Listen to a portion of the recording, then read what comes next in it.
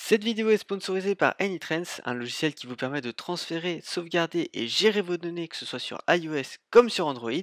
Il peut satisfaire quasiment tous vos besoins. Vous trouverez dans la description un lien vers le site de téléchargement gratuit du logiciel pour Windows et pour Mac. Vous trouverez aussi un lien vers ma vidéo de présentation d'AnyTrans.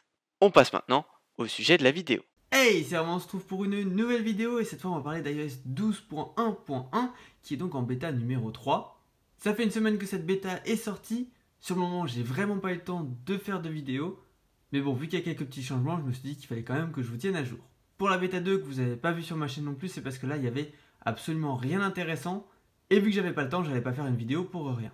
Je tiens à préciser que d'ici peu, j'installerai les bêtas sur ces deux iPhone 10 et comme ça je pourrais mettre un en bêta 3 et un en bêta 4 quand la bêta 4 sortira par exemple, et comme ça pouvoir comparer plus facilement.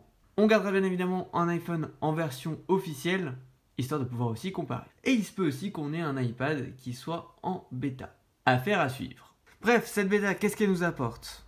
Pour commencer, on a un petit changement puisque ici, je vous le rappelle, on a iOS 12.1.1, ici iOS 12.1. Voici le petit changement. Au niveau de l'icône, on a une Apple Watch Série 3 sur cette image.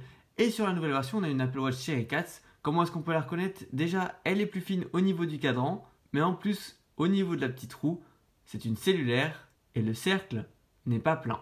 Typique des Apple Watch Série 4, au contraire des Apple Watch Série 3.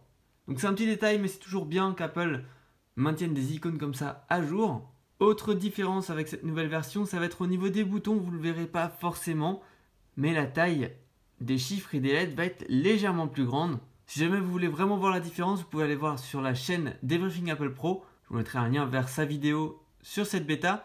Il fait un comparatif entre les deux où on voit réellement la différence. Un bug a aussi été corrigé. Dans la dernière bêta, on avait certaines personnes qui avaient les applications qui n'apparaissaient pas aussi floues. Voilà, c'est à peu près tout pour les corrections de bugs et les nouveautés les plus importantes. On passe maintenant au score Geekbench. Pour ce qui est de la batterie, depuis que je l'ai installé, donc depuis sa sortie, donc vous avez retenu une semaine.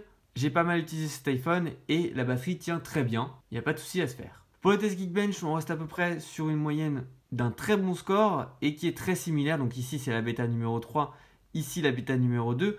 On a un score qui est vraiment similaire et qui reste un très bon score. Je vous rappelle que c'est beaucoup plus élevé que ce qu'on avait en iOS 11. Voilà, je vous compare avec iOS 11.3 par exemple, pour voir qu'il y a des sacrées différences. Voilà, c'est tout pour cette vidéo, j'espère qu'elle vous aura plu. Si c'est le cas, n'hésitez pas à la liker et à vous abonner à la chaîne. N'hésitez pas aussi à partager cette vidéo autour de vous.